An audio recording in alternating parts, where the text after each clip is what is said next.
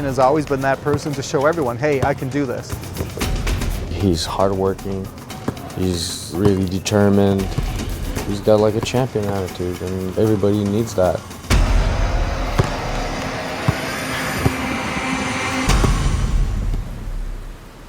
Just knowing what I've achieved is obviously a great feeling. Anybody that's achieved something that was a goal of theirs in life can imagine, you know, the feeling of not just achieving your goal, but surpassing your goal. I'm doing motivational speaking, I'm playing basketball all over the world, and I'm overall a positive, happy person who helps others achieve their goals. Shayne came to play basketball at Variety Village, that's gotta be 15 years ago.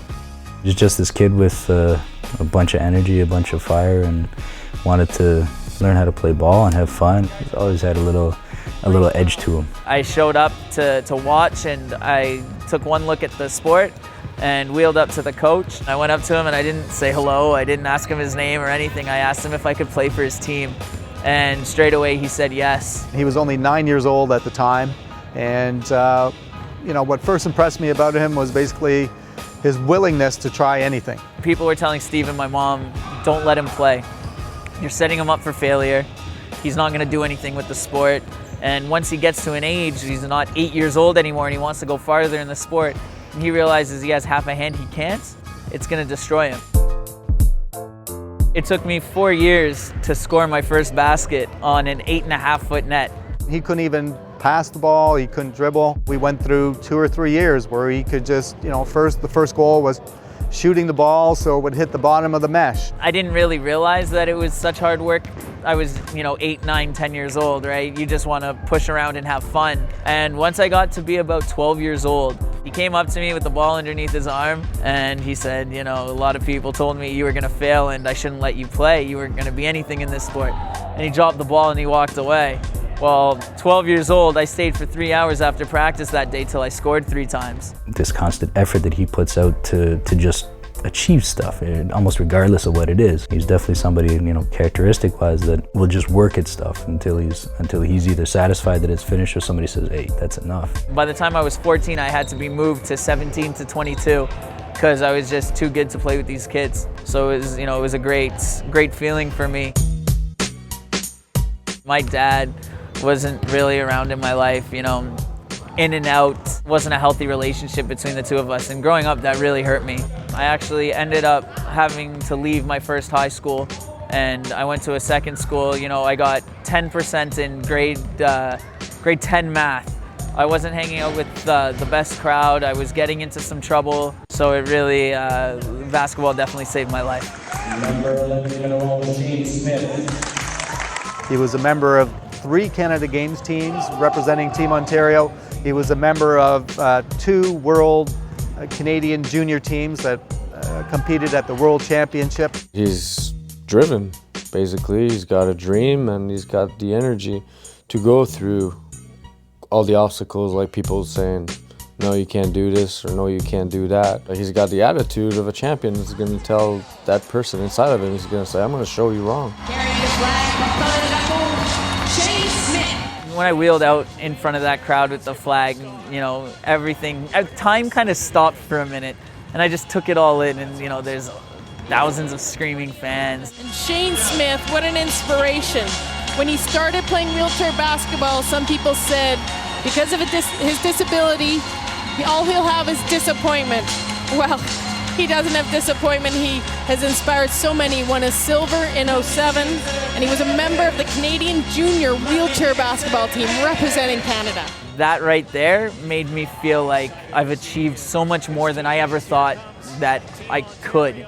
Now that I've achieved that, my view on life is, okay, what's my next goal? I don't have to stop and plateau here. I still have all this room up here.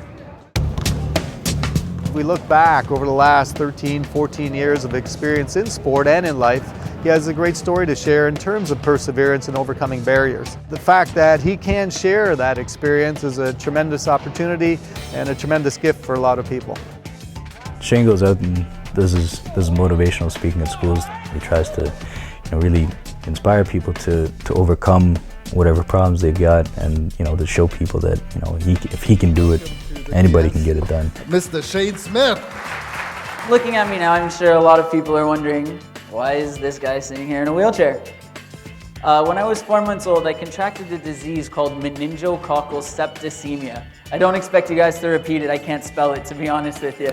For the kids to see someone like me who's physically challenged, they've probably never seen anyone with half a hand before in their entire lives, you know, their kindergarten to grade 8. That's very important. So that way when they see someone like me on the street, they're not scared, they're not nervous, they see them as a regular person. With the high school students, I'm 22 years old, I can really connect with these kids. I'm not that much older than them. You make your own decisions, you write your own book. Your life is your own story to tell. He could influence really a lot of people today just by looking at him and how his, not only skill-wise on the basketball court, but just the person that he is. If my message gets through to one struggling person that's in the audience, I've done my job. And I think that really pushes me and motivates me to keep doing what I'm doing, is knowing that even if it's just one person, I'm changing their life. Everybody should know Shayne. I think everybody should be able to meet Shayne, to understand what he goes through and how his life story can impact everybody in a positive way. I've always felt that I need to share my story because this happened to me for a reason. And the reason that I am physically challenged is so that I can go out there and show people that it doesn't matter what your challenge is, it doesn't matter what's going on in your life, you can overcome it. His story of perseverance, his story of overcoming barriers, of overcoming negative attitudes in terms of, towards individuals with a disability are something that people can learn from. My purpose here is to show people, look at me. You know, this is what I've been thrown. I've been dealt this, and that. And not only have I gotten past those, but I've gotten so much farther than where that barrier was set for me. And if I can do it, why can't you?